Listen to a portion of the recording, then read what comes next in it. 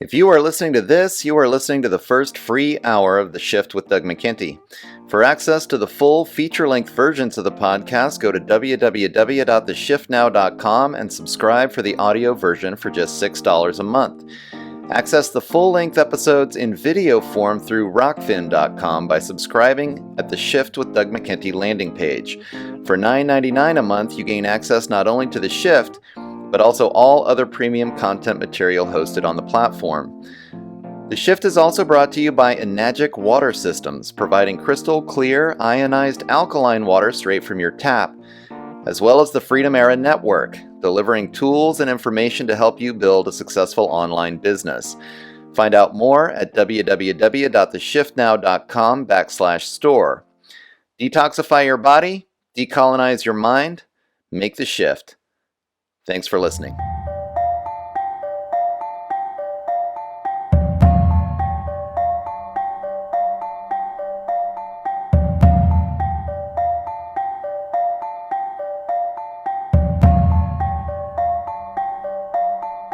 Good morning, noon, or night, wherever and whenever you are listening to The Shift. I'm your host. My name is Doug McKenty. This episode was recorded on June 1st, 2021. I'm happy to announce returning guest Doctor of Philosophy Julianne Romanello is joining me once again to continue our discussion concerning sophistry and technocracy. This time around, rather than a general philosophical conversation about how an essentially baseless climate of opinions determines the expert consensus which drives technocracy, we are going to utilize an example from contemporary academia that perfectly underscores the lengths to which sophists go to justify their opinions as this epistemological battle continues.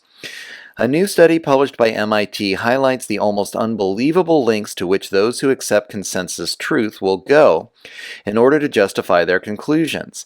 As you will see, this article entitled Viral Visualizations: How Coronavirus Skeptics Use Orthodox Data Practices to Promote Unorthodox Science Online, clung desperately to their confirmation bias despite overwhelming evidence that lockdown skeptics presented a highly scientifically literate portion of the population and presented their arguments using state-of-the-art scientific methodologies. Apparently, this group from MIT expected to find anti-lockdown social media groups filled with ignorant racists sharing fake news, and instead discovered highly intelligent individuals crowdsourcing information, double-checking their work for biases, searching for expert opinions, and collating raw data into infographics that illustrated their conclusions. One might expect an institution like MIT to concede that such rational actors should be able to engage in censorship-free public debate, allowing the pandemic response to evolve through a democratic process befitting a free and open society. Instead, lockdown skeptics are accused of weaponizing critical thinking against the hierarchical social model that apparently defines scientific truth. The concern, according to the paper, is that lockdown skeptics promulgate data literacy practices as a way of inculcating heterodox ideology and has become a method of political radicalization. In other words, using the scientific method effectively to come to your own conclusions has become an act of rebellion, according to MIT, while blindly following the dictates of the few at the top of a scientific hierarchy is presented as the assumed position of any member of the plebeian class. Frankly, these arguments are reminiscent of those rabidly advocating for feudalism 300 years ago by claiming the divine right of kings, so long as the modern-day king wears a white lab coat. Enjoy this conversation as myself and Julianne dissect this paper in order to display its principal characteristic as an extraordinary example of sophistry at its finest, while discussing the underlying dangers inherent in a philosophy that advocates for the imposition of a social hierarchy over facilitating the use of individual critical thinking skills. You can find out more about Dr. Romanello and her work at www.heartsoverhexagons.com. Our previous interview, as well as the entire article from MIT, will be posted in the show notes below. Find out more about The Shift with Doug McKenty at www.theshiftnow.com, where you can sign up for the newsletter, find hours of free content, or subscribe for full-length audio versions of each episode. Sign up for a premium account at rockfin.com for access to all feature-length videos. You can also find The Shift at dmckenty on Twitter, on my personal page on Facebook, at The Shift with Doug McKenty on YouTube, or on the new Canadian social media site Liberty. I want to thank Dr. Julianne Romanello for coming back to the program, and thank you for helping to make the shift. Hello, everyone, and welcome to the 82nd episode of The Shift. I'm joined once again by Dr. Julianne Romanello. I wanted to have her back on. I hope you like this episode as much as I'm about to, because I guess it was a few weeks ago I became aware of this paper from MIT. Viral Visualizations, How Coronavirus Skeptics Use Orthodox Data Practices to Promote Unorthodox Science Online. And I started reading this thing, and I couldn't stop laughing. And I knew that I had to have somebody on the show to talk about this so we can really kind of go through this piece by piece and sort of tear it apart. And Dr. Romanello was the one. She agreed to come back on. If you will remember, she was on for episode 74, where we talked about sophistry and technocracy, and specifically in relation to the philosopher Eric Voegelin and his concept of the climate of ideas. So that I'll post that episode in the show notes. You can check that one out, because this paper is basically an excellent example of sophistry. Yes. And so I'm really happy that Dr. Romanello agreed to come back on the show, and we are going to go through this bit by bit. Basically, a group of people from MIT essentially lurked in Facebook and Twitter groups, and they actually we were just talking about it. They actually used the term deep lurking as their tactic. And they came up, I think what they expected to find was a bunch of anti-science nut jobs that were just talking a bunch of crazy foolishness. And apparently, perhaps to their surprise, they discovered that these anti-lockdown activists and anti-mask activists were highly intelligent, highly scientifically literate, capable of analyzing raw data in a highly scientific fashion, and then producing their own visualizations to counter the mainstream visualizations that were positing that coronavirus was super scary, that the lockdowns were safe and effective and not hurting anyone. And so then they had to construct a long and convoluted kind of argument to try to explain why such intelligent people who were highly scientifically literate and capable of analyzing data at such a high level would come to heterodox conclusions that went against the scientific hierarchy. So to tear this apart with me today is Dr. Romanello. Hi, Julianne. How you doing today? I'm great. Thank you so much for having me, Doug. This is going to be a blast. Yeah, I think we're going to have fun with this one. So what do you think? What were your impressions about this paper when you got into it? I mean, really, I thought this must have been written by some students who had, had way too much coffee, and, Right. they're writing in the wee hours of the night and just had to, meet some kind of a deadline. Because it really is an absurd paper. And I'm so glad that you called it to my attention, and that we can go through here and try to clear up some of the jargon and some of the tactics that they use, really, that in order to demonstrate like the problems with their specific claims about anti-maskers and data visualization, but also just to help people, understand what good scholarship should look like, Right. and objective journalism should look like. I mean, I know this is a scholarly paper; it's not journalism, but I think that there's a lot of overlap with with the current news outlets, and they talk in the paper a lot about the effect of the media and the role of the media in public health.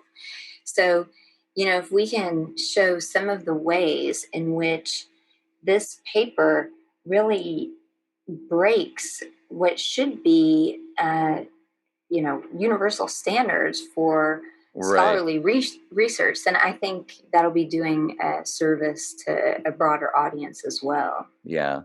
Yeah, I mean, as we were discussing before, we couldn't stop talking to each other before we finally hit the record button because it was just so interesting to start going through this. But to me, to my mind, it's like the level of confirmation bias I think that it took, because I feel like these guys were clearly expecting to find again like this whole anti-science, anti-logic, anti-critical thinking crowd that was just, a bunch of white supremacist hicks.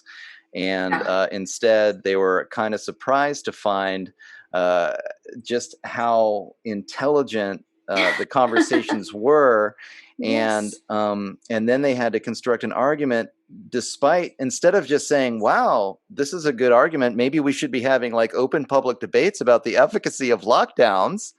They had to kind of construct this argument that basically says that these people probably are white supremacists, although there's no evidence, even though they imply it sort of multiple times here, which Yeah. we can get into some of the quotes. Yeah, but and then they must have some kind of deep story about white supremacy that's shaping their scientific conclusions, even though their science actually appears to be very well thought out and super sound. So, Yeah. so anyway, I want to start. I think I'm going to say this quote about the weaponization of critical thinking, because this one really stood out to me. Clearly, they're finding people that are very good at thinking critically, and they're being critical of the lockdowns and the mask mandates and all of these other authoritarian um, protocols that got laid out as soon as coronavirus hit the scene. And so then and the thing is that they're saying, I guess the point of the paper is that a lot of times, scientists are trying to make these graphic visualizations to convince people to go along. I would call that propaganda, but Hmm. they're calling it data visualizations, graphic visualizations, basically, that convince people to go along with the lockdown or whatever the government is trying to promote, based on the quote unquote science of the day. And when people aren't getting convinced by these visualizations, then historically they've thought we just need to create better visualizations that basically, I think they thought they needed to dumb the ideas down enough so that Yeah. they could get the idea across that everybody needs to wear a mask, and we should all enjoy our 6-month vacation being locked up in our house just because Dr. Fauci says. Yeah. We shouldn't question. And they were so surprised to find that people were actually capable of thinking for themselves about this topic and coming to different conclusions than Dr. Fauci, that he says, and this is the quote from the paper, calls for increased literacy have often become a form of wrong-headed solutionism that Yeah. posits education as the fix to all media-related problems. Calling for increased media literacy can often backfire. The instruction to question more can lead to a weaponization of critical thinking and increased distrust of media and government institutions. Okay. Yeah. So so asking people to think for themselves is a bad idea, because they might come to a different conclusion than Dr. Fauci. So they can't go there anymore. Right. And then their idea overall is this idea, and you can get into this. I'll let you do some talking here in a second, I promise. Um, at the very beginning in the introduction, they describe it as an epistemological gap that leads pro and anti-mask groups to draw drastically different inferences from similar data. And then you and I have had this conversation backstage again about the use of the term epistemology, because I think that they use it poorly in this context. They're really talking about what's more broadly considered the philosophy of science.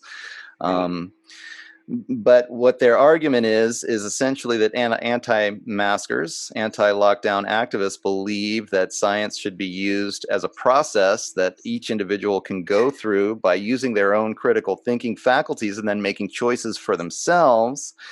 as opposed to the alternative, which this paper advocates for, which is to simply comply with the dictates of the scientific hierarchy and essentially do what you're told. I was likening it to the old divine right of kings idea during the American Revolution, when people said, "No, you can't have a democracy because the king is just plugged straight into God, and everything he says is true." So, Of course. yeah, right. So anyway, do you want to? Why don't you talk about the definition of epistemology, maybe, and get into your thoughts in terms of how this paper treats the use of that term?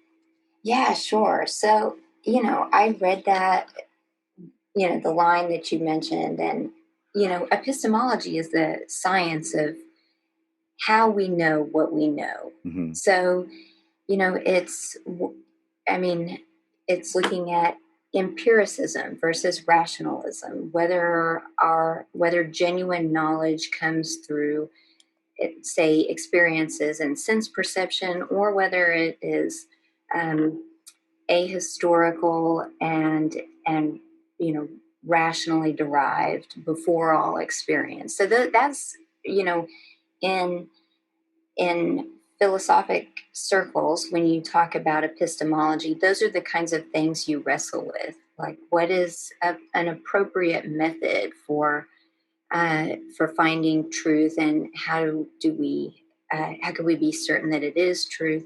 So, when in this paper, when they start talking about these different epistemologies, I mean, it's really just it's a sloppy use of the term. Mm-hmm. And you and I went back and forth, and before recording, and we talked about how this should be some broader question of the philosophy of science, because that gets us to the questions of what is science, what should it be, like what is the goal or objective or telos of science, uh, and and that's really what they end up making an argument about. They end up making an argument about the nature of science itself, and they're trying to say, well, it is,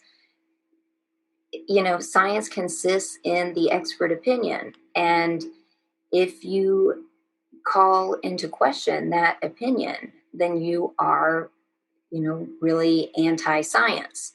And it's interesting because in this paper, they tried. You remember they mentioned how they kind of describe their process of arriving at the term anti-masker to Right, right. It's kind to of a nice umbrella term. Yeah. yeah, they call it's a catch-all that is supposed to call up connotations of anyone who really questions the pandemic narrative, anyone who doesn't want to wear a mask, or people who want to reopen schools and the economy. And they say, Right. we chose this term because really it's the term that these populations use, in their own circles. And, they argue that it's better than the biased term, which they will avoid, which is anti-science. Right, So they say, right. we're That's going to what be they were looking generous. for, right? I'm sure that's what they Yeah. were looking for, is to be able to peg them as anti-science, which I've always found that when I first started hearing that term, I thought it was so ridiculous because I mean, Yes. even in the vaccine, in the quote unquote anti-vaccine world, they're Hmm. constantly quoting peer-reviewed studies. And I mean, it's like, this concept that the idea that science is this homogenous belief system that everybody who's a scientist thinks the same way, is that, to me, is the problem. Like, there are lots of Yeah. different scientists and lots of them think differently, and then there's lots of different peer-reviewed papers that say different things, and science is always evolving. I mean, this is the conversation we should be having about science. These people seem to think that there's just a consensus of experts at the top of the scientific pyramid, and we should all just think like they do.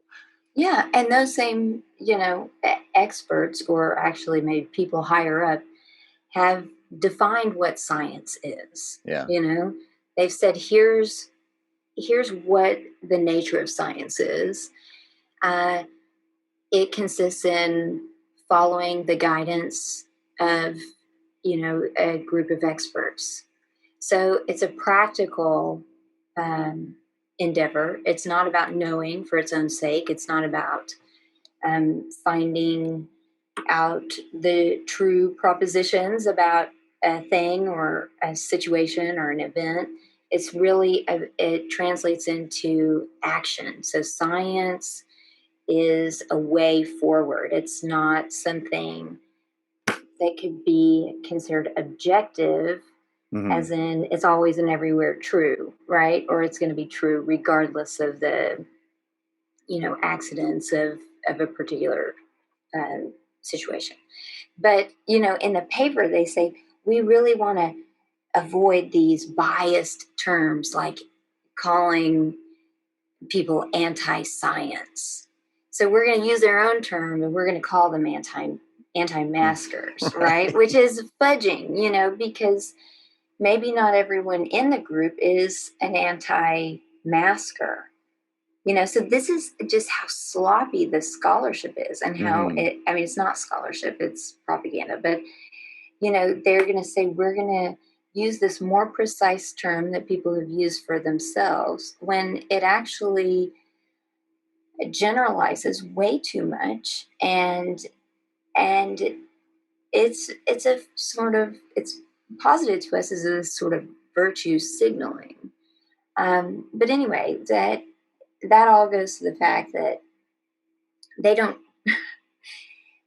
really know what science is themselves, I don't think. And they give us these two alternatives. Well, you either believe the experts or you're going to go around questioning things and trying to figure them out for yourself. And they never really give a name to that process, the process that they believe is unscientific, the questioning and the verifying and things like that. So really, I think that there's a lot of intellectual confusion here. I mean, this is what gets back to your point about using that term epistemology, because throughout the entire paper, they essentially show how the, quote, anti-maskers are utilizing the same epistemological tools. Yeah, the same methodology as other scientists.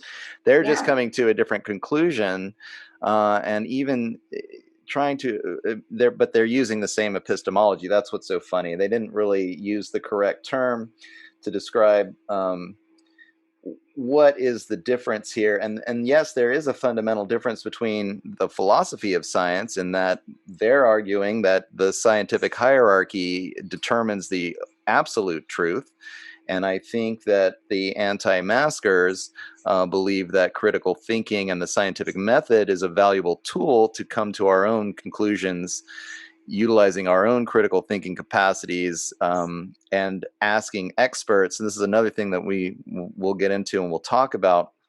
From these guys at MIT, from their point of view, the consensus of experts is the truth with the capital T, what Eric Voegelin would have called the climate of opinions, because it doesn't matter how many people think something is true. It's not actually true unless unless it can be proven. But if you're a real scientist, then you're, as soon as a different data set comes in, for example, the data set that says that the anti-maskers are really scientifically literate, then you would have to change your opinion about their point of view.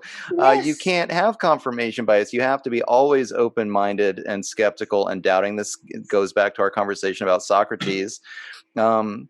And not just participating blindly in this climate of opinions or the consensus of experts. And that's the difference, but that's not an epistemological difference. It's more of a fundamental philosophical difference in discussing the philosophy of science, which is something that we should all be publicly debating. I mean, that's what's amazing about this. Like, this consensus of experts idea is something that they've imposed on us. And when you go, hey, wait a minute, but I'm an individual sovereign being, so I'm thinking for myself, so I take expert advice. And they actually go in this paper and discuss how, while they were lurking on these Facebook pages, they discovered that there were many experts, some of whom had PhDs and had been published in scientific journals. And the people would go for them for advice and then make their choices accordingly using expert advice. So there's a difference in our approach to the scientific methodology, but it's not a difference in epistemology. Right. And, I mean, I find that what they're really talking about is a moral system, system of ethics.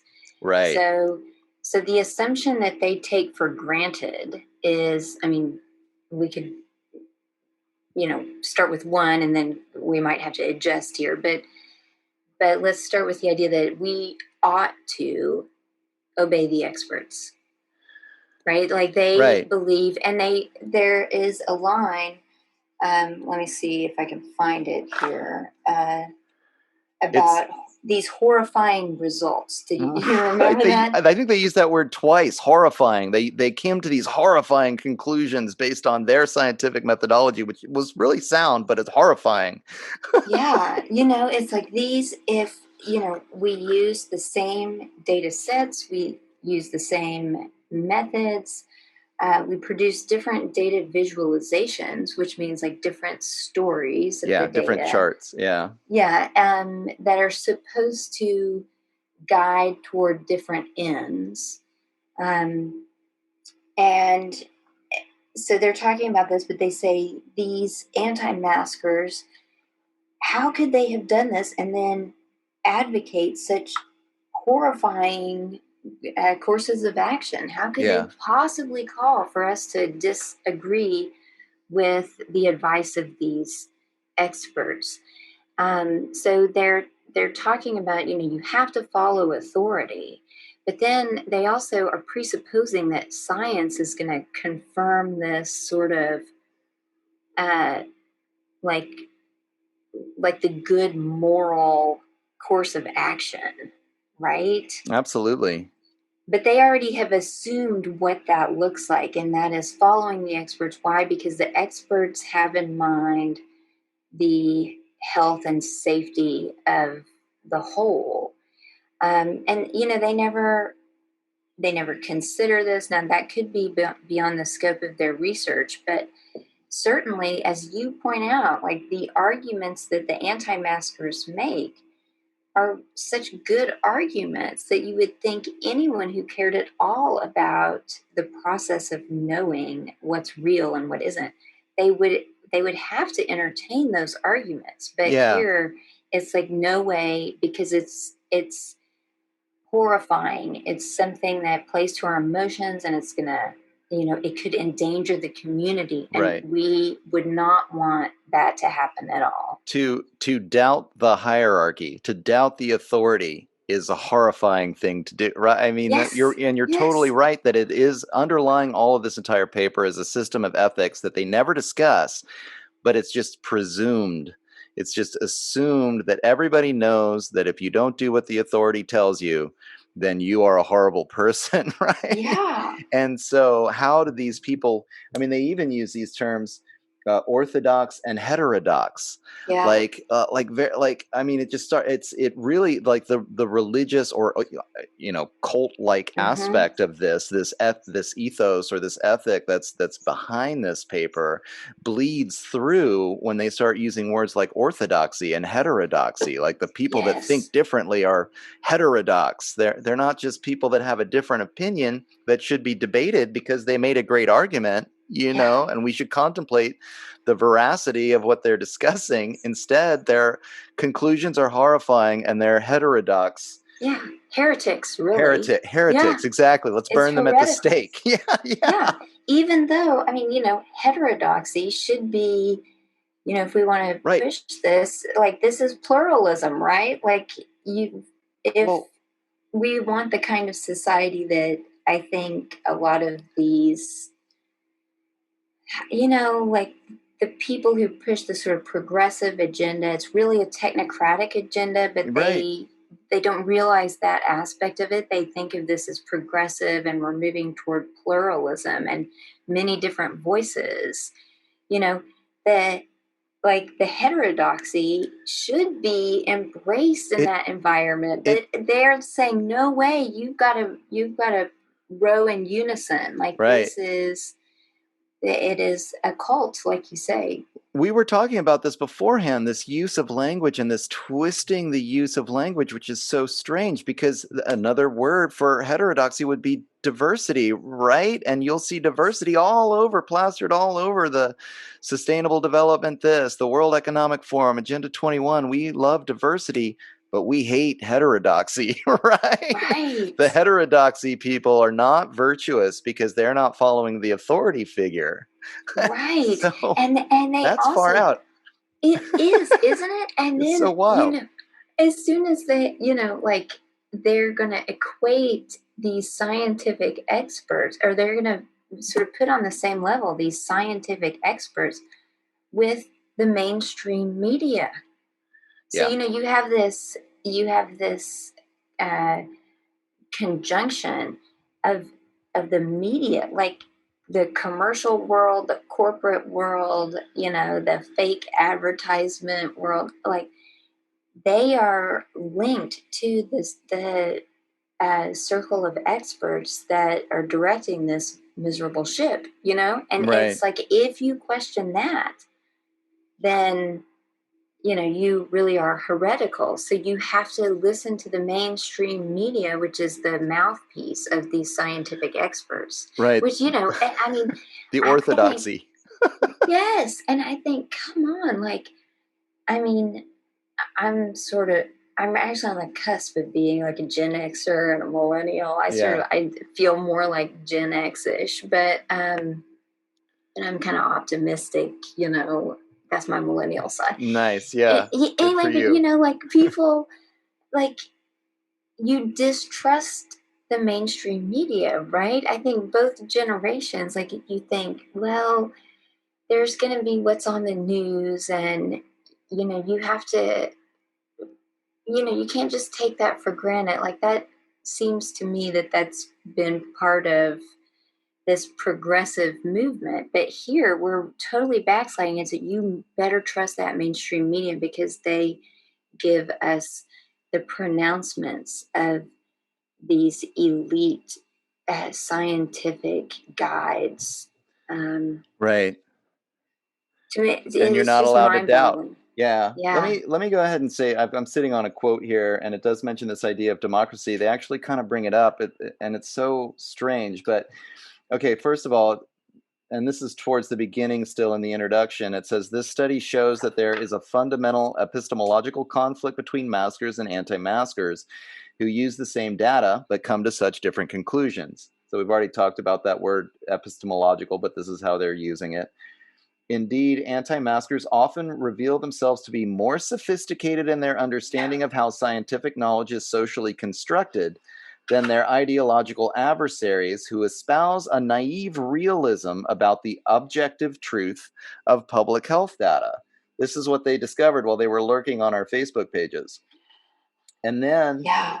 it goes on to say, yeah, there is no such thing as dispassionate or objective data analysis, which later on in the paper, they reveal that this is discussed in these quote unquote anti-mask Facebook groups, and people in these groups really try to deal with their own confirmation bias, and they recognize this.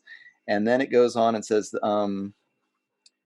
so this story, now we're talking about scientific data as telling a story, creating these Mm-hmm. graphs and these visualizations. This story is about how a public health crisis refracted through seemingly objective numbers and data visualizations is part of a broader battleground about scientific epistemology and democracy in modern American life. And I think that's so funny that they think that following the hierarchy and participating in the orthodoxy, these are not democratic concepts. It has Right. nothing to do with democracy. And so Right.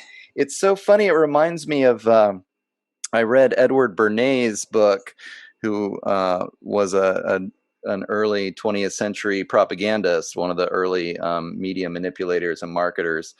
Did a lot of propaganda for World War I. And then he wrote this book called Propaganda. And he literally says in this book that, like, well, we all know that the rich people basically run this country, and in order to run a functioning democracy, then we need to make sure that the people get the right propaganda so that our democracy can be healthy and vibrant and happy.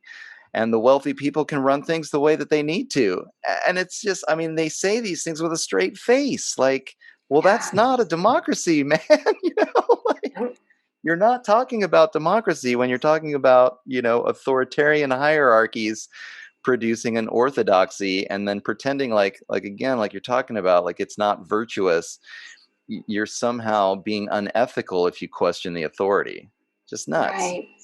Yeah, and I mean, it puzzles me why they would even bring the term democracy in, Yeah.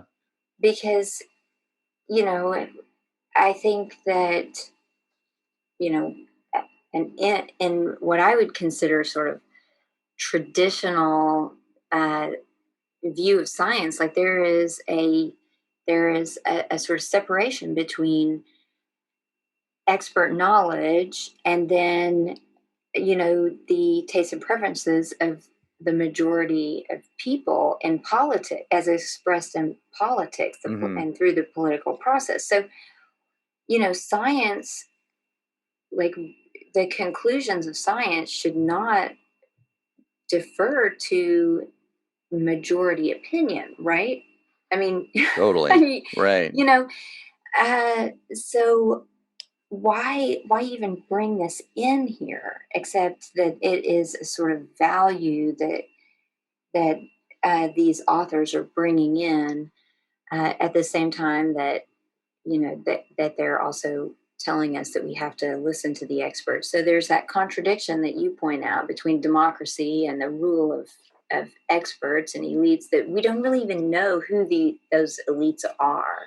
Right. But then there's also, like, why are you muddying the waters by bringing concerns of politics and political forms into this paper that should be about, well, how these skeptics use things. I guess that's the question that they're trying to explain or something. But it seems just, uh, it's shocking to me, and it shows how political the entire pandemic has been. It's really a political move, and I would say it's like to end politics, actually. To end genuine debate between two parties. Right. Which actually, so I'm thinking out loud. This is my sort of just going through here, but as I've looked at certain symbols through and corporate marketing strategies and things, one trope that I've noticed a lot of is this melding of the red and the blue into a purple.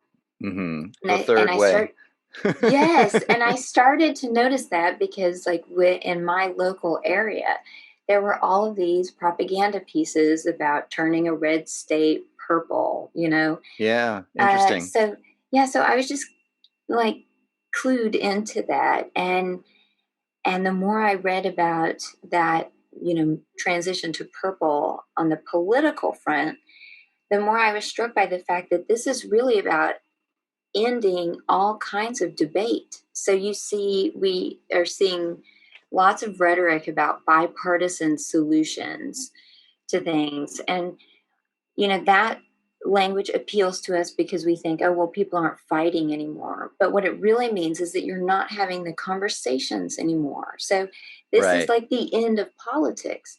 So right there, maybe, I mean, I still don't think that a self-respecting scientific paper ought to be bringing in concerns of, like, democracy and epistemology together. Like, those two things don't seem to go. But there is a sort of parallel between this uh, shutting down of debate. I think you're That we're absolutely seeing. right. And it's one of the things that struck me when I read this thing was that instead of looking and viewing these Facebook groups, these Twitter groups, and collating the data on what was said and how it was shared and what kind of charts and graphs were shared and explained, and then coming to the conclusion that, like, wow, these people are making their own charts and graphs. They're highly scientifically literate. They're doing an incredible job of assessing the raw data. They're complaining about the quality of the data that they're getting from the government, and they're asking for better data that they can, that they can analyze more accurately. And yet it never occurs to them in this paper that they should be debating these people. Instead, they're lurking in their Facebook groups and not Yes. actually having, as if the people that are like, this is another thing that strikes me. Like, I mean, as someone who has basically been against this lockdown from the very, very beginning, because I've always thought that it was doing more harm than good.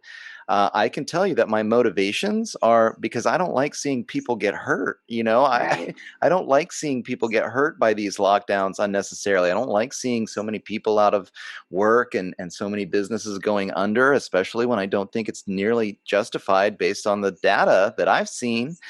And to not even be allowed to debate, right? You're exactly right that this kind of verbiage that this paper is espousing is essentially shutting down the idea that we should be having differences of opinions, that we should be talking things out and coming to conclusions based on any kind of democratic process. Instead, it's Yeah. clearly just assuming that the scientific hierarchy can never be wrong, Right. and we just need to do what we're told.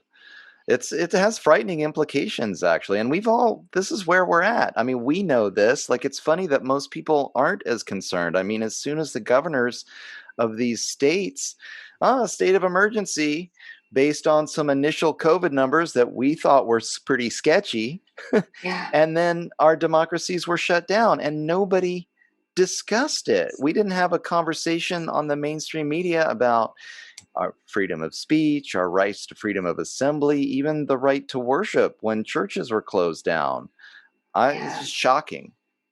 It is shocking. I mean, it's shocking that people haven't, you know, even like you say, just ask the question of why are we only hearing one side Hmm. of this, of this policy program, of this course of action? Like, I mean, that should be enough to, send out red flags and make people wonder about what's really going on. Is that we're only hearing one side, and sometimes we might get a nugget here or there. Oh, well, the masks work. Oh, well, the masks don't work. Oh, well, you need 4 masks.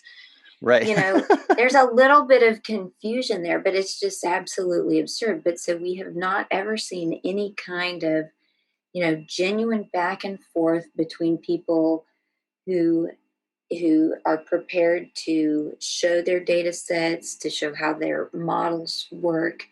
That has never occurred, and people have not asked for it.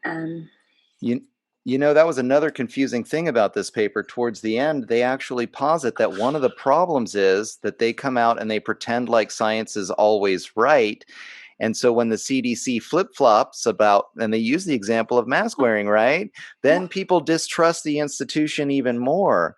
So it's Yeah. like, well, okay, so if you're admitting that science isn't always right, then why shouldn't we be having a debate about what conclusions this data is getting us into here?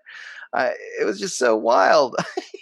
Yeah, it is well, and just to go back to this, the passage that you point out about education. I think this is on the third page of it. That calls for increased literacy have become a form of wrong-headed solutionism that posits education as the fix to all media-related problems. Yeah. Media literacy can backfire.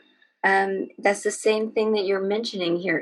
Being honest about, being wrong about masking policy. Ooh, that can backfire. So what this paper is showing that they are concerned just with achieving a certain behavioral outcome. Yeah. They want people to listen to the experts, they want people to follow the advice, and that is what they are taking as an assumption because it is better for the community as a whole because it, coincides with their understanding of what science is. You know, they just have to have this specific response. Like that is what they've got to get out. And education and questioning are going to decrease the likelihood of getting the outcome that they're seeking. Right. So they don't want to do it, Yep, right? got to stop educating people or making them more scientifically literate, because then they might be able to analyze the data for themselves.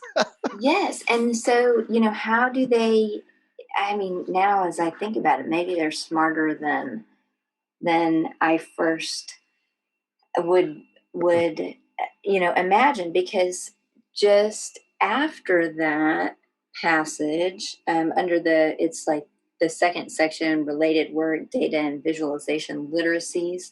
Mhm. It says linguistic anthropologists have shown that literacy is not just the ability to encode and decode written messages. The skills related to reading and writing are historically embedded and take on different meanings in a given social context depending on who has access to them and what people think they should and shouldn't be used for. Right.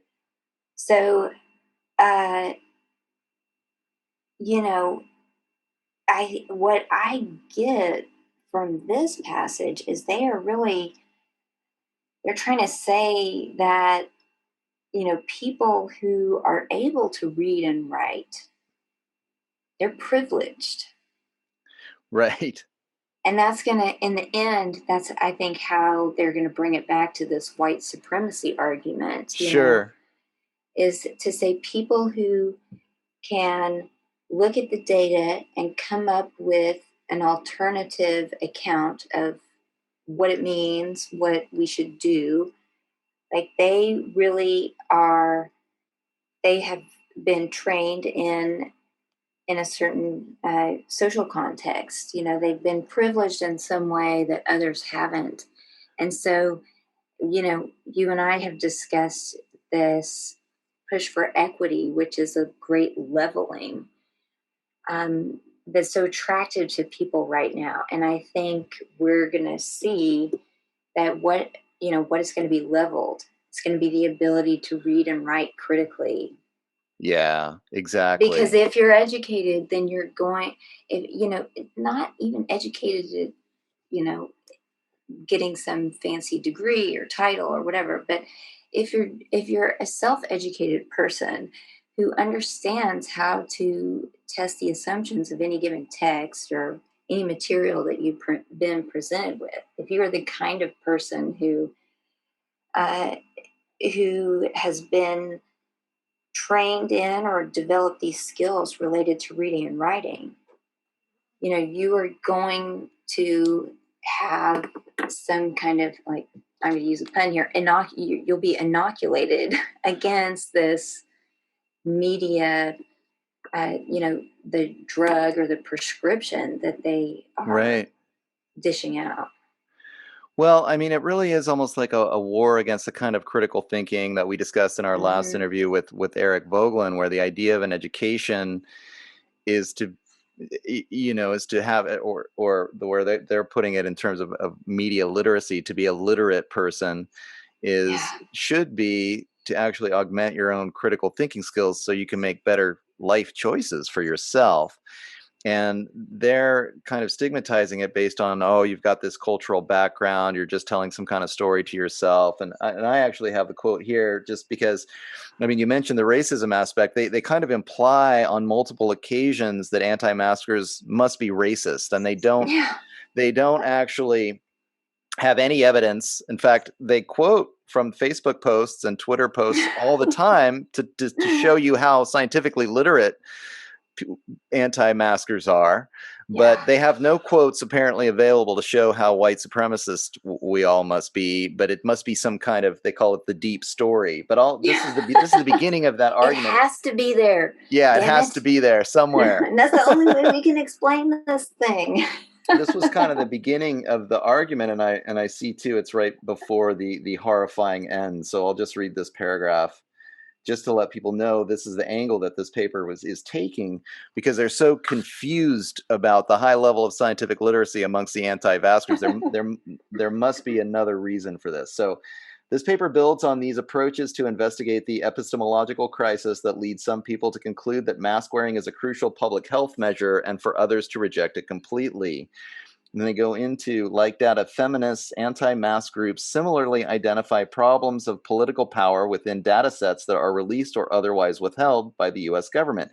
So what's interesting to me is that they actually admit that the anti-maskers are discussing power dynamics here. They say this, and then they try to conflate it, but they're not using postmodern or critical race theory, so they must just be racist and they must be talking about something else. They're not concerned about power dynamics, just like everybody should be concerned about power dynamics. And certainly it's not the government or the corporations having too much power. It must be a race thing, Yeah. And that's the next paragraph then.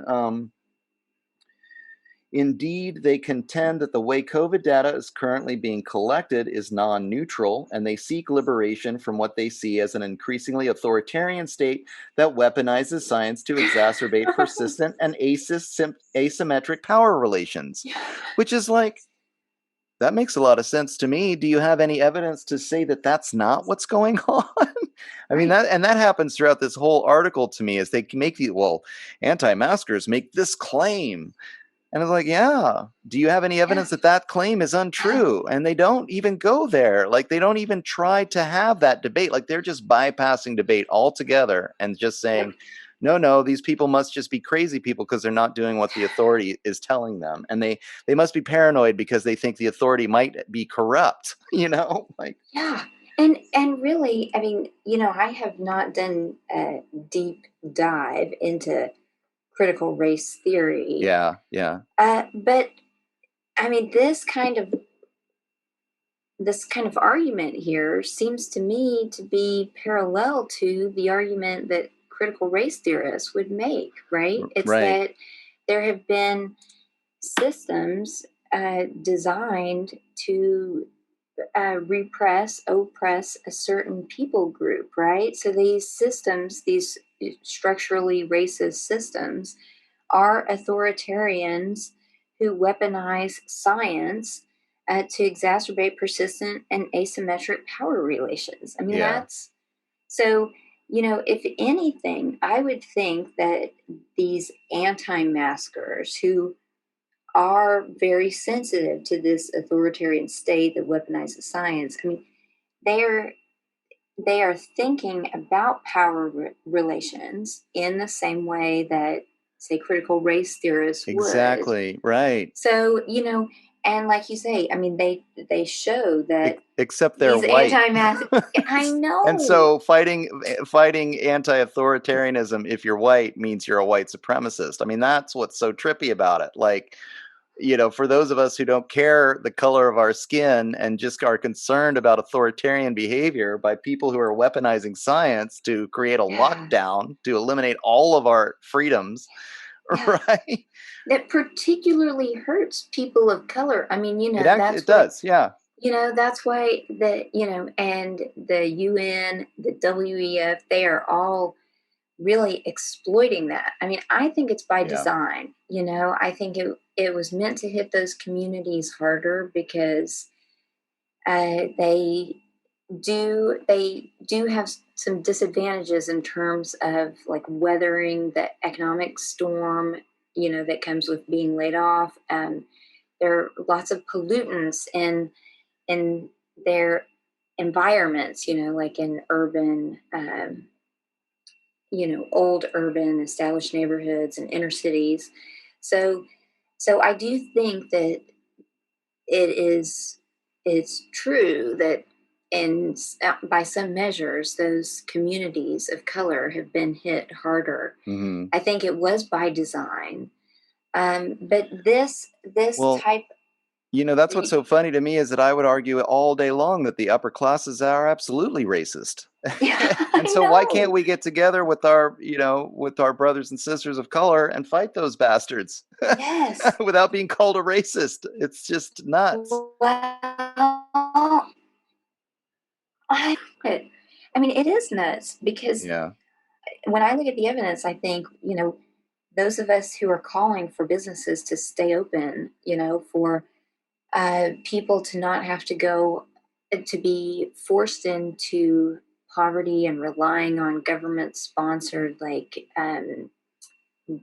rent assistance and things like this that come with all kinds of strings attached, like nudges for behavioral script and telling people how to raise their children and what foods to eat and whether or not you can use this much energy, or not.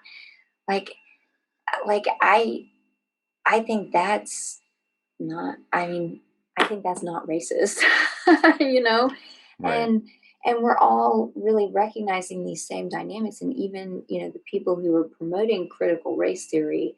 I would hope that maybe we could find some common ground just on looking at the the real power behind these authoritarian structures. Now, we don't agree right now about where that comes from. I don't think it is attached specifically to race. To me, it seems more like class and, Yeah. spiritual, psychological health. You have like Right. some pretty sick, twisted people who do this stuff. I, I actually do believe that the race thing, they do this race baiting. Even if Yes. you go back into the history of racism in the United States, you can find something called Bacon's Rebellion in 1685 or something, like way back, where the white, basically the white slaves or the indentured servants and the black slaves would occasionally, they would get together and collectively fight the plantation owners, like, this is BS, we're not standing for this, and we're happy enough to work together, right, to Yeah. liberate ourselves. And that by like 1720, 1730, the plantation owners had kind of fabricated this division based on race, because then the white people would feel a little bit more superior than the black people, and they wouldn't want to work together to Yeah. fight the upper class. And I think it's a total, I mean, I think they're just playing the same game today. I think so They race too. bait so that we don't get together and fight the class war. Yeah. Yeah. Yeah. And it's going to come through. I mean, a main way that war is waged against people who otherwise have so much in common, I think it does come through um, educational systems and, how different communities are taught to read and write and do these types of things, and the Yeah. value that's placed on reading and writing and approaching, uh, like the media critically. Um, you know, if, well, I'll just leave it at that. I mean, I do think that it has to do with how we're taught to engage in those skills and how socially acceptable it is to have those skills. And right now, I mean, we're going to see, Right. especially with the way that education is being transformed, deformed right now as a result of COVID, and it's moving. Well, it's accelerated because of COVID. It's been in the Right. works for a while, but the transition to doing everything on a screen and visually rather than with paper and books and reading long passages. um, that that transition is designed to prevent most people, including the groups, like the anti-masker groups that have some media literacy. It's designed to take people down to where they're unable to critically examine the Right. narrative that we're being fed. Yeah, interesting. I mean, probably one of the reasons why they even are so interested in writing this paper about visualizations is because they want to switch over from teaching critical thinking to Hmm. teaching from these visualizations alone. And they're trying to just figure out, oh, we've got these people that aren't being fooled by our current visualization packages, so how do we approach this so that we can just, yeah, instead of teaching on that educational level, how to read books, how to analyze long passages, like they're just going to be Yeah. shoving data in our faces using these graphs and these visualizations. Yeah, and there's no way really to question it. And, I remember watching a promo video for the World Economic Forum and their fourth industrial revolution. And it talks about, I wish I could remember the exact words, but it talks about instead of protecting free speech, we need to be protecting free thought. Well, that sounds like it's more expansive, right? Right. But and that promo video came out before the masks that make talking difficult, Sure. right? Yeah. But I think they were doing a couple of things. I think they're priming for a couple of things. One is trying to devalue free speech. And, the First Amendment right now is Yep. really, the First Amendment protects heterodoxy, right? To sort of Absolutely. bring this around, it protects diverse positions in all sorts of areas. And Yeah. the World Economic Forum has to really get rid of, here in the States, the First Amendment protections that allow us to be Right. heretics if we want. Right. But I think also another point of that, by moving from free speech into free thought, is that this is a move toward not using language at all. We're supposed to be just seeing things and understanding immediately Right. without reflecting in language and words and critical I, thought. I I don't know if I'm going to be able to find the quote, but I think they even mentioned somewhere in here that the anti-maskers often, they sort of believe that we've been, uh, that we've been dumbed down, that the system is Oh, yes, dumbing us yes. down. And Yeah. this was one of the beliefs in the that they would kept bumping into in their Facebook groups. And I think it's really true. I mean, I've done a couple of interviews with educators, and over time, clearly, I mean, you know what, Julianne, one of the things that I even thought about when I was doing a lot of reading philosophy, reading 19th, 18th, 19th century philosophy in college, was like, my God, these guys have, one hell of a vocabulary. Like when I first Yes. started, I'm sure you had the same experience. Like I had to have a dictionary, Yeah. and like every couple of sentences, I'd be like, I don't know what that means. I better look that up. Because they were just incredibly intelligent. And you can clearly see throughout the 20th century that even the number of words that people know. Yeah, and it's Yeah. so interesting that they talk about literacy like in this paper like that. And to have that realization that like we have been dumbed down, and I think you may very well be right. Um, to say that eventually, I mean, I think I can't remember the exact number, but there's some tens of thousands of words in terms of vocabulary that people don't have these days that were common 100 to 200 years ago. People just had a Right. way larger vocabulary. And then now, like you're talking about, I think they're going to be shrinking that vocabulary until we're not even reading books anymore. We're just using these visualizations that they're just going to be giving us that are going to show us the data that we need to know to do the next job for them, Yeah. and they're not going to It's teach us gonna anything more. and it's gonna go right into a pair of VR goggles, Right.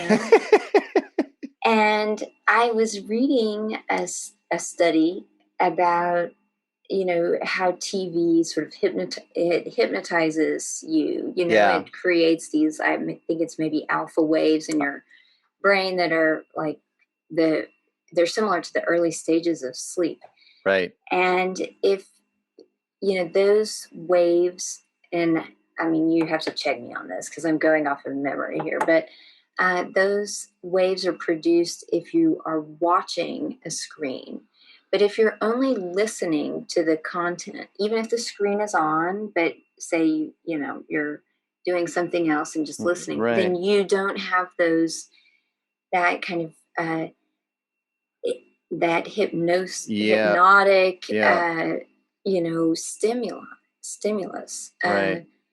So if we're delivered these visual messages, then we're much more likely to simply accept them and follow the experts, Right. once we've moved away from thought. Can't have the plebeians weaponizing critical thinking, can we? No, it's dangerous. It's a Right. dangerous weapon.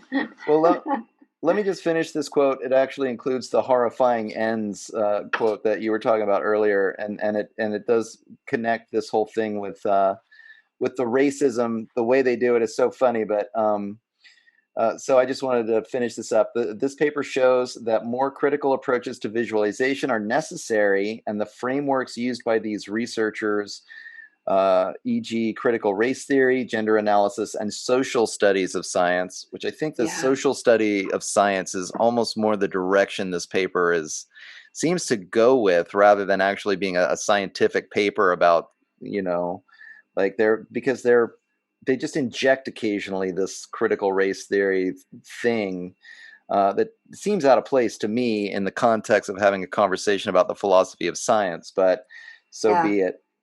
I mean, I guess it is interesting because I do think that there's a conversation that can be had. I mean, we basically just kind of had it about, the difference between the power dynamics in critical race theory and the power dynamics that the quote unquote anti-maskers clearly also understand. Like, I feel like there's more in common.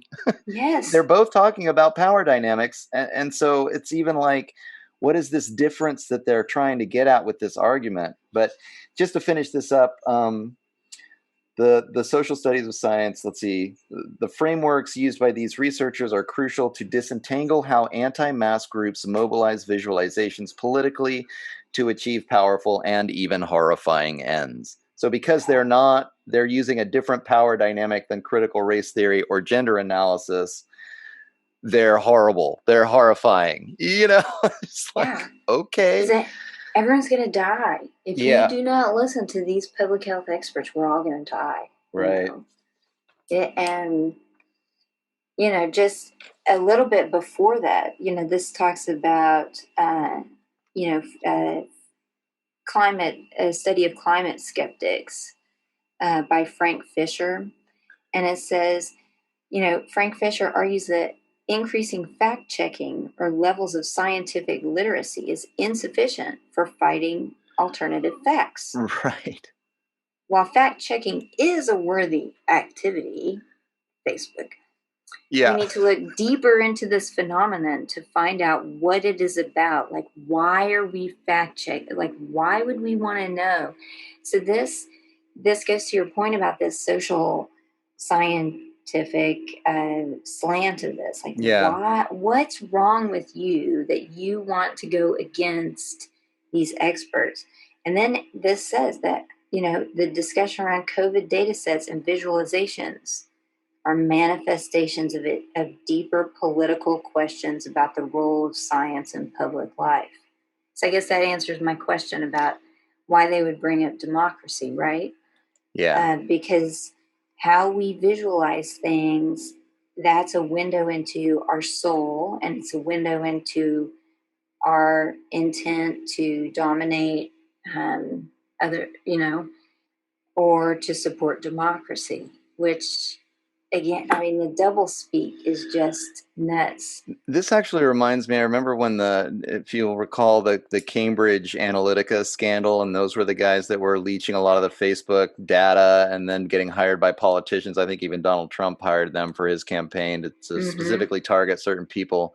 So I go on Cambridge Analytica's website, right, just to check them out.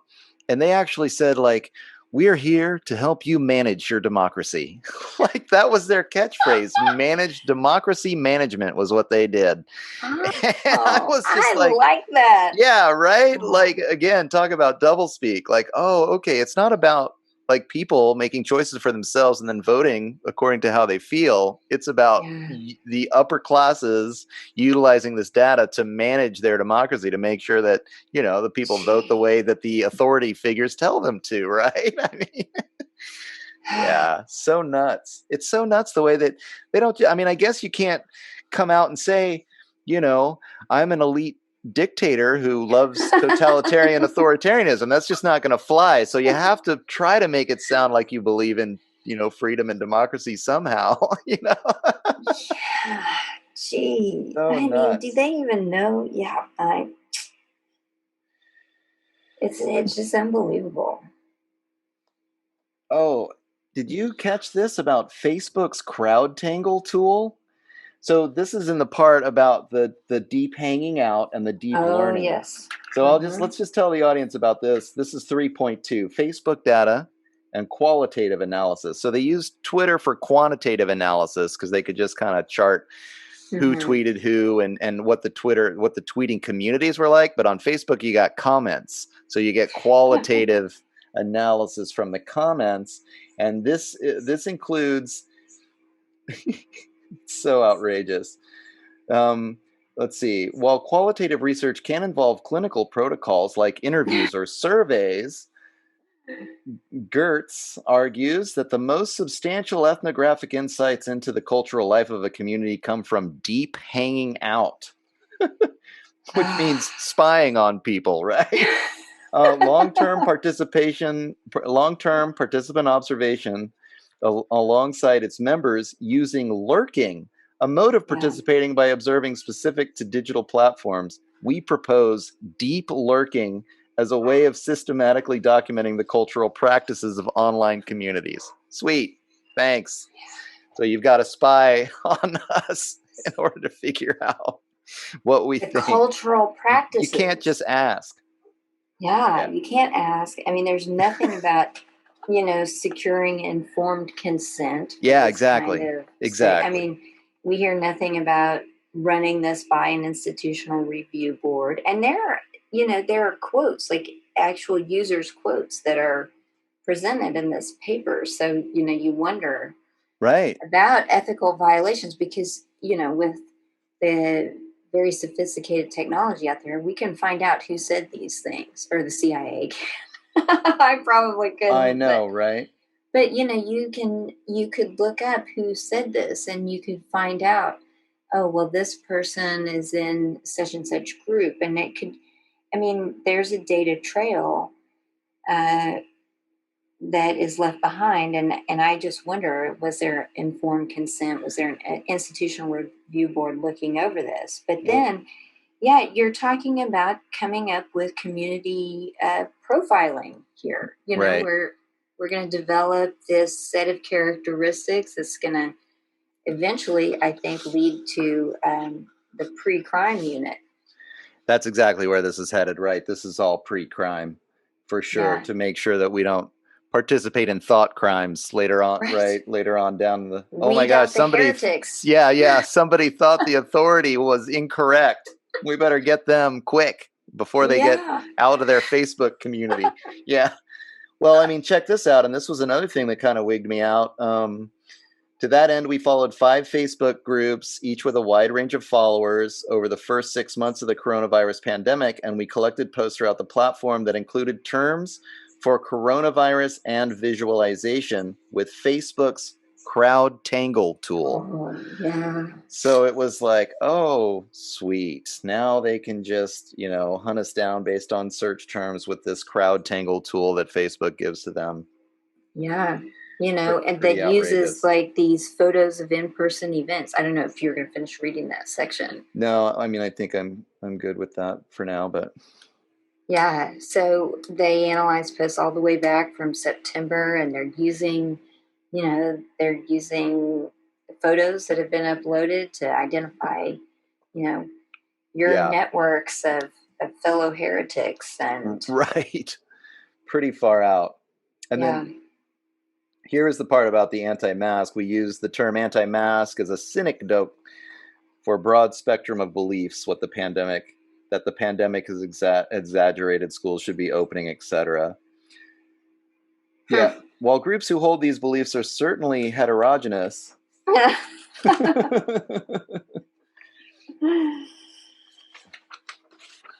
Yeah, they have to say that, don't they? Yeah. Yeah. Like, we're not going to really, we're not going to profile you, but wait, we are.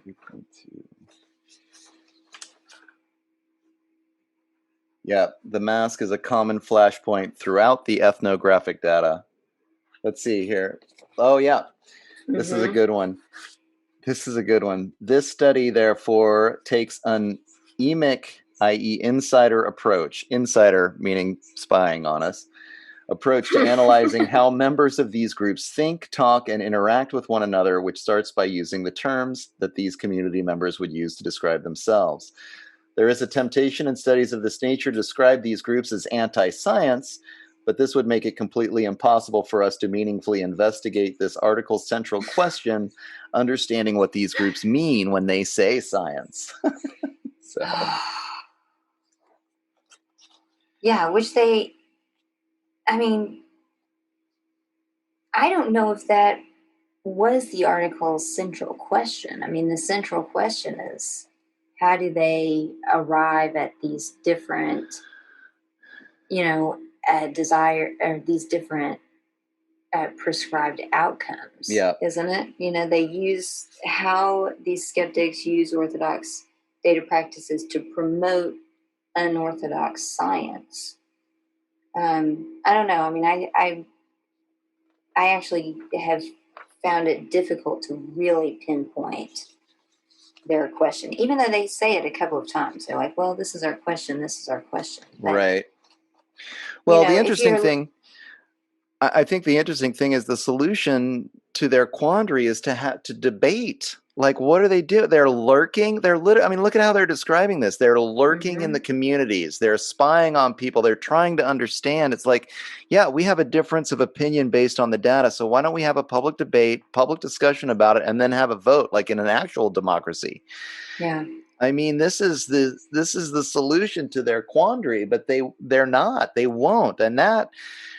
It's funny. I've been doing so much of this. I was telling you before the show, this psychological work, because like logical conversations aren't working. There seems to be so much cognitive dissonance going on. Right. And I'm starting to learn to analyze the psychology, like this dysfunctional psychology. I mean, basically, you can kind of describe it as the government or the corporate system is an abusive father figure. And if you analyze it with family system psychoanalysis, it's like, oh.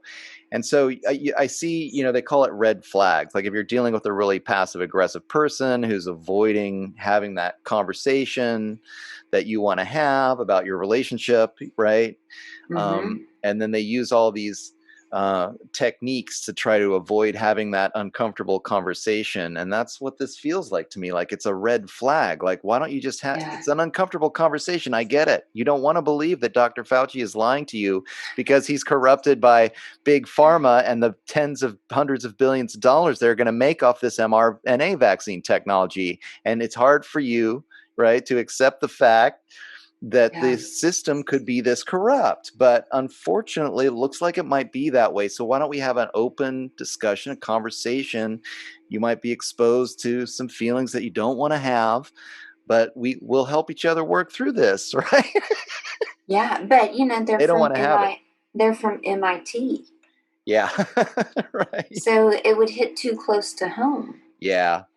Because, MIT, I mean, the Technology Review was one of the first publications to come out and say we're not ever going back to normal. Like we're not going back. And I mean, MIT has been pushing this more than anyone, this narrative. So, the fact that this paper is published by so many, I don't know if they're students or if they are faculty. I did not look them up. Yeah. But they're affiliated with MIT, and if you really engage in that kind of debate that might produce some genuine answers, then you're going to find out that the institution that you're affiliated with is, I would say, wholly corrupt. Right. Right. And people are so heavily invested at that point with an organization or an institution like that. And if you did come up, I mean, we talked a little bit about this in terms of the journalists or the PhDs, how people, they can't imagine that certainly their doctor is not involved in a grand conspiracy to make the pharmaceutical corporations billions of dollars. Yeah. And it's like, but actually, if he spoke out against it, against the scientific hierarchy, he might lose his job. Certainly his credentials would be threatened, and he might even lose the ability to practice medicine. I mean, the same is true. I'm sure, these people at MIT, they want to have a career in academia, as you did. And they know that if they started speaking out against the hierarchy, then they're going to lose their job. And for a lot of people, it's just easier to look the other way. It's easier. Again, it's avoidance. That's why psychology makes so much more sense, right? Yeah. Like they'd rather just not see what's right in front of their face because it's, it would be damaging. It would be hurtful. And so they're avoiding the pain and they're just going along to get along in their careers. And that's what's happening in journalism. That's why the journalists don't speak out against the hierarchy. Yeah. There was just and these people have been selected too. I mean, right. You don't become affiliated with one of these elite institutions without, being vetted. Absolutely. And I think I did not realize that until I started digging into, the different lobbying groups for higher education and, for nonprofit organizations that want to use universities, especially to promote like social impact programs and change maker programs.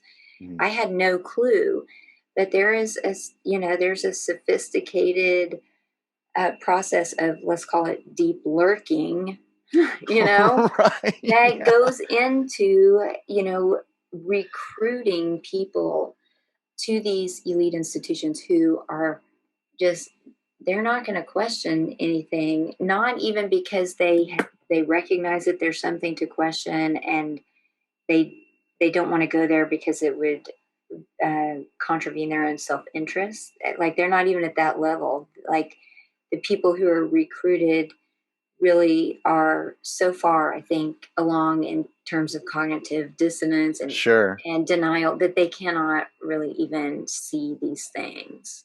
I'm just going to take a quick station break to let everyone know that this is where I made the cut for the free version of the episode. Get the full-length version of the podcast ad-free in audio by subscribing at theshiftnow.com.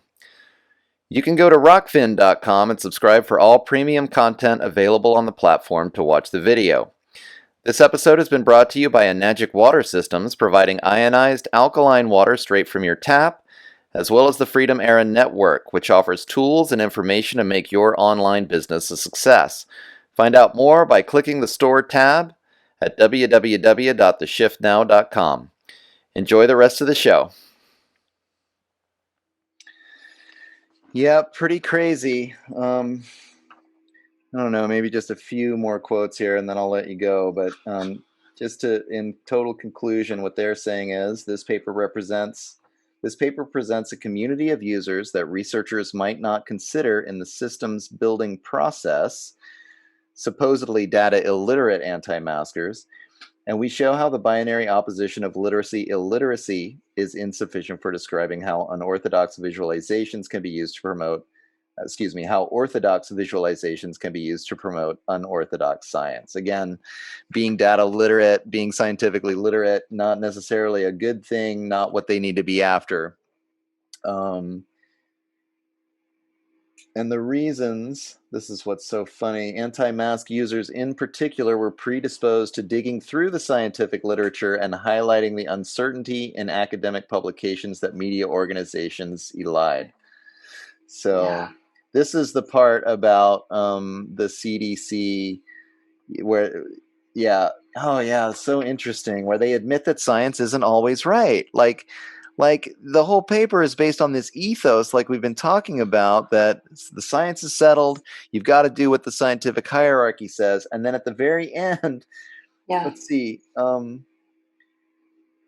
What then are visualization researchers and social scientists to do? One step might be to grapple with the social and political dimensions of visualizations at the beginning rather than at the end of the projects.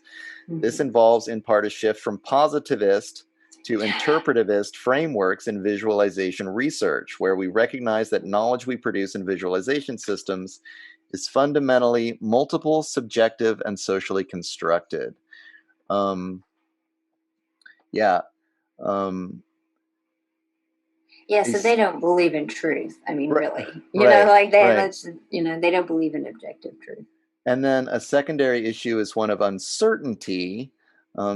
These people showed how not communicating the uncertainty inherent in scientific writing has contributed to the erosion of public trust in science. And that's the one that really blows my mind, is that then they do show that science is uncertain. Like it will find, that it does evolve, and there is new data that comes in that changes people's minds.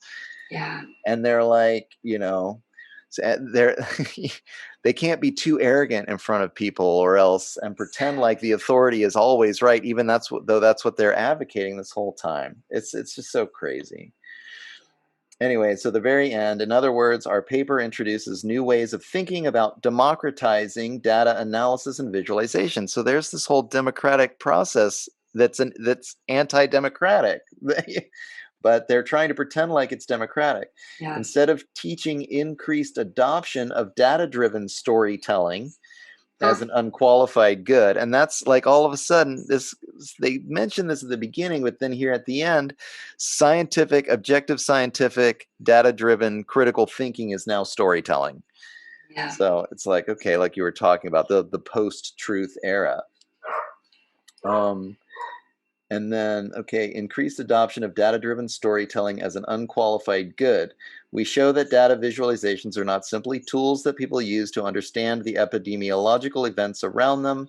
They are a battleground that highlight the contested role of expertise in modern American life. So, there you go, ladies and gentlemen. That is Viral Visualizations, How Coronavirus Skeptics Use Orthodox Data Practices to Promote Unorthodox Science Online. Gee. Yep, that was a good one. Pretty crazy. Yeah, it's nuts. I don't even know what to say after all that. I know, right? I'm kind of in the same boat. I was reading that thing, and it was like, when I first started reading it, I was like, I didn't know whether to laugh or cry. And then I'm glad that we decided that we get together and have this conversation about it to try to make some sense of it. And I don't know. Like you said, we've done it. It's done. People know. Hopefully, they kind of grasp the way the academic world is trying to view what's going on here. But I think we've exposed, actually, this paper's a little more dangerous maybe than I even thought as I was reading it, right? Yeah. I mean, as we talk about it like this, and I think that these symbols throughout, the guy from Louisiana, the Rothschild, is so close to Rothschild. Right. And that we would have to look into the significance of that to mention it on the show. But they mentioned, there's the coup on January 6th and then the September 11th. Like, why would you bring up September 11th? Yeah. And why even bring up the coup as if it was somehow related to the anti-mask, and then they just made blanket statements about the coup as if it was completely driven by disinformation. But again, no evidence. All the evidence they provided in this paper was anti-lockdown, anti-mask, like facts, and showing that the people who participated were really cool and interested and caring people. And then they, out of left field, talk about the coup and white supremacy and the deep story, And the attempted coup was by dangerous, well-calibrated, well-funded systems of coordinated disinformation. Yeah. I mean, that goes absolutely against everything I've said. Now, I am starting to think that this is a more dangerous paper. Yeah. The ethics that we were talking about, the idea of virtue, the way that they don't even acknowledge that having a debate with these people. I mean, in our conversation, when we brought up the lurking thing, which I initially thought was weird, but after the conversation, it's like, yeah, Like, why didn't they just join the Facebook group and ask some questions? Like, there was no reason for them to be that kind of like manipulative and smarmy about observing these, others. Like, we're happy to have a conversation, like, except that you don't think that they're human, or right. It's pretty. Some kind of severe objectification, the assumptions that the deep story holds some white supremacy or white privilege, when all they're clearly doing, and all the evidence ever showed that they themselves even show, is, caring about their children, caring about their communities, trying to get their hands on accurate data, and then trying to learn from others in their group about how to interpret the data as best they can. I mean, come on. I mean, it makes me think that they're doing this. It's like a mocking ritual, how they use those. Right. I was like telling you that I thought there was something tongue in cheek about it, where I couldn't believe that the conclusions just didn't make any sense based on the content. Yeah. I have to look these people up and see if I can figure out anything. I'd be interested in finding out what you find out if you do some deeper dives into the research here. Yeah, for sure. The rabbit holes. I know, they never end. Okay. Cool, Julianne. Yep. This one went on for a while, but thanks for hanging in there, and I appreciate it. I hope it went okay for you. For sure. I have these random thoughts and like doing something like this. I hope that was all right. Yeah. It's all part of the process. And I think we did a great job of hitting all the strong points. So, and before we get off, can I just tell you that I listened to your interview with Nikki, and I mean, I did not watch it. I listened to it, and I was laughing out loud. She was cool. It was such a great interview. I just really enjoyed it. So I just wanted to tell you that was wonderful, and thank you. Right on. Thank you. Do you want to? I mean, I guess I can edit this out. But if you want to let people know where they can find you, what was Hearts Over Hexagon? Yeah, it's www.heartsoverhexagons.com, and then on Facebook. And I have a totally public profile, so you should not even have to be a Facebook user to access it. All right. Sounds good. Yeah. Okay, I hope people check it out. Okay. Take care, Doug. You too. Thanks a lot. Okay, bye. Bye. And there you go, ladies and gentlemen. That was the 82nd episode of The Shift with Doug McKenty and my conversation with Dr. Julianne Romanello concerning this paper out of MIT that just blew my mind. I'll post the entire paper. Let's see, it's called Viral Visualizations: How Coronavirus Skeptics Use Orthodox Data Practices to Promote Unorthodox Science online. And it will be posted below so you can enjoy reading the entire thing for yourself. I got to tell you, when I first heard about this thing, I was like, I kept hearing these rumors on the internet that like MIT came out with this paper that discovered that lockdown skeptics were just incredibly intelligent people who really utilize science to come to the conclusion that the lockdowns were more harmful than they were good. And so I was curious about it. I checked it out. I'm always looking for more primary sources, more peer-reviewed sources. And so, I went to read this thing, and I tell you what, you get into it, it was cracking me up. I mean, I hate to even say it, but I mean, I couldn't get through a paragraph without it was blowing my mind, the stuff that they were talking about and the way that they were talking about it. And the way that they, clearly had gone online.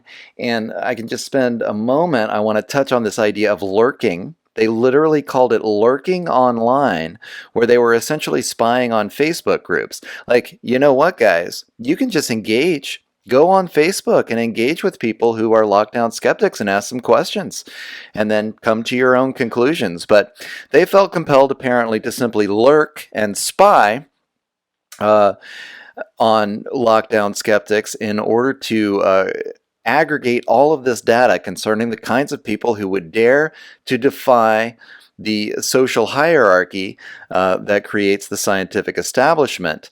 The people at the top of the pyramid, that are telling us all exactly what we have to do. Apparently they know the truth, and the rest of us are incapable of figuring it out for ourselves. Well, they're getting online, they're expecting to find apparently a bunch of racist illiterates, and they're thinking that, if only we could come up with better graphic visualizations, then we could teach the ignorant masses that the lockdowns are good and that they need to wear masks and they need to social distance and they just need to shut up and do what they're told, right? If only we could explain it better in our graphic visualizations, then maybe they'll be able to figure it out. Lo and behold, they discovered groups of thousands of people who were interacting with each other, who were highly scientifically literate, would compare the raw data. They didn't trust the graphics that were being produced by people like the folks at MIT, Johns Hopkins University, and the rest of them. They were looking at the raw data. They were having conversations about the quality level of that data, and then they were taking that data and they were creating their own visualizations using cutting-edge visualization techniques. They were actually using science to argue against the science of the establishment, and they were doing a damn good job of it. And I think it really surprised these guys at MIT, like, wow, educating these people about science probably isn't going to change their minds. Making better visualizations isn't going to change their minds. This apparently is a serious problem for these guys. Like, they're coming up using science with the opposite conclusion to the scientific hierarchy, so they're not going to be compliant just because we tell them to. They're thinking for themselves. And this gets into a deeper question. Now, they use the term epistemology. From my perspective, as well, we discussed it with Dr. Romanello. The term epistemology, when you're talking about science, actually is you're talking about empiricism, the scientific method. In the paper, they clearly are discussing how these lockdown skeptics are using the epistemology of science. They're using the scientific method to come up with opposite conclusions. So really what they should have been talking about is not the word epistemology, but the term philosophy of science. Yes, the philosophy of science with the lockdown skeptics is different than the philosophy of science of those who believe that they should simply follow the dictates of the hierarchy.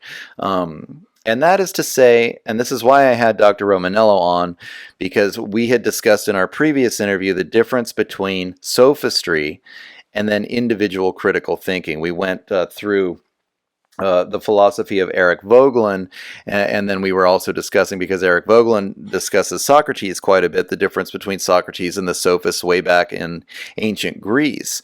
Socrates is advocating for individuals to learn how to use logic and critical thinking to make choices for themselves, as opposed to the sophists who believed that they could construct a logical argument that was so sound that everybody should believe what they believed. And that is exactly what we're dealing with in this argument today between what I would call the scientismists, who believe that we should follow the scientific hierarchy, and those of us who choose to use the scientific method to come to our own conclusions. Yes, we'll take expert advice, but we've learned critical thinking faculties and we apply them ourselves so that we can make our own decisions about personal decisions, healthcare decisions, about our own lives. So you see where we're getting at. The difference here is the difference between believing in a philosophy of freedom where individuals can use logic and critical thinking to make choices for themselves, or the belief that a certain few experts, we've heard this all the time, the consensus of experts, but it's not actually a consensus. They talk about it as if it is. But clearly there are many experts that are engaging in these lockdown skeptic pages. A lot of experts that have different opinions across the spectrum. There is no consensus, as they try to tell us that there is. This is just a way of saying you need to follow the hierarchy because the hierarchy knows the truth, and you as an individual doesn't have the truth. Now, I want to make this connection with the concept of patriarchy in general, right? I mean, aren't we starting to hear, if you listen to the arguments of these people at MIT, the arguments of the scientismists, doesn't it sound a lot like, you can only find God through the Pope, right? You don't have a direct connection to your own spiritual path, but you have to find it through this system, this new technocratic system where the scientist at the top of the hierarchy dictates how you think, the choices that you make, and you don't have free will. This is just it's the wolf in sheep's clothing, right? This is sophistry. They construct a complicated argument, but and it sounds great. Look at how logical it seems. But what they're using it for is to say you must do what we tell you, and you can't think for yourself. It's a justification of a completely tyrannical society based on this scientific technocracy. And this paper just lays it out. It's so amazing. Even when they actually do the study and they find out that the people who are anti-lockdown, who are skeptical of the quote-unquote scientific consensus, are actually highly scientifically literate, they have to come up with terms like the weaponization of critical thinking. How crazy is that? Oh, if you think for yourself, then you're a dangerous person. You're weaponizing critical thinking. You shouldn't be using critical thinking for yourself. This reminds me of guys like John Taylor Gatto talking about the education system. Is the education system teaching us to think for ourselves and use our own critical thinking capacities, aka the Socratic method? Or is it teaching us sophistry? Just learn how to make these complicated sounding arguments that justify the desires and the actions of the ruling elite. And clearly that's what we're seeing. And this paper at MIT was just the perfect example of how they go about presenting information that is trying to say that we have to do what we're told, even if we're smart enough to come up with arguments that can disagree with it. It's really amazing. The fact that they would lurk on the pages rather than engaging in debate is just phenomenal to me. Just engage in a debate. I mean, throughout the entire paper, they never even thought to themselves that maybe there should be a public debate. It never had the inclination that maybe the quote-unquote consensus of experts or the decisions at the top of the scientific hierarchy might not be true. That maybe other people could have valid opinions, that maybe that's why we have this democratic process where we have free and open debates and then we make choices based on these debates. Instead, they were just saying, no. The quotes are just phenomenal.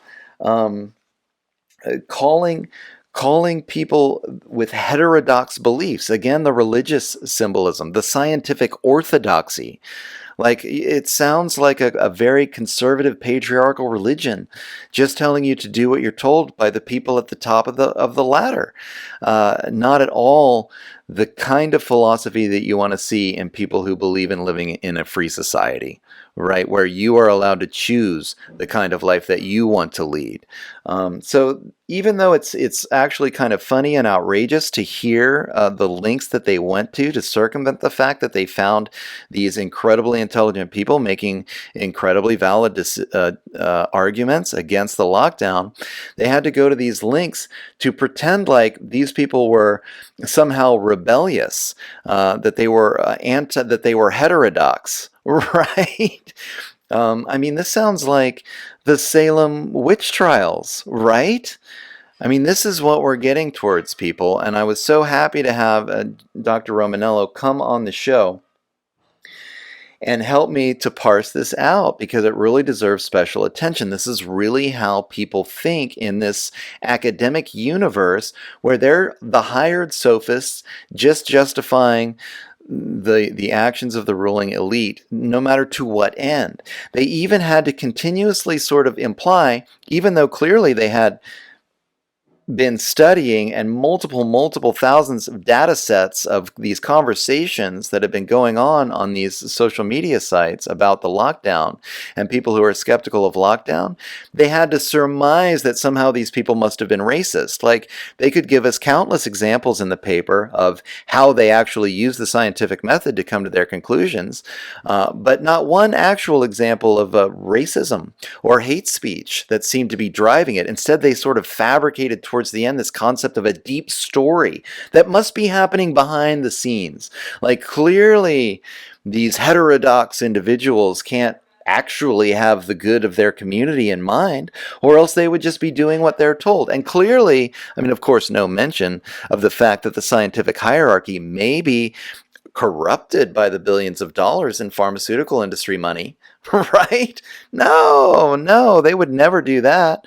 It must be you little peons of the plebeian class that aren't smart enough to use your critical thinking faculties to make your own healthcare decisions for yourself, to question the authority figures and say, hey, wait a minute, I've analyzed the raw data. I've made a graphic that really puts it all together, and it shows that the lockdowns are doing more harm than good.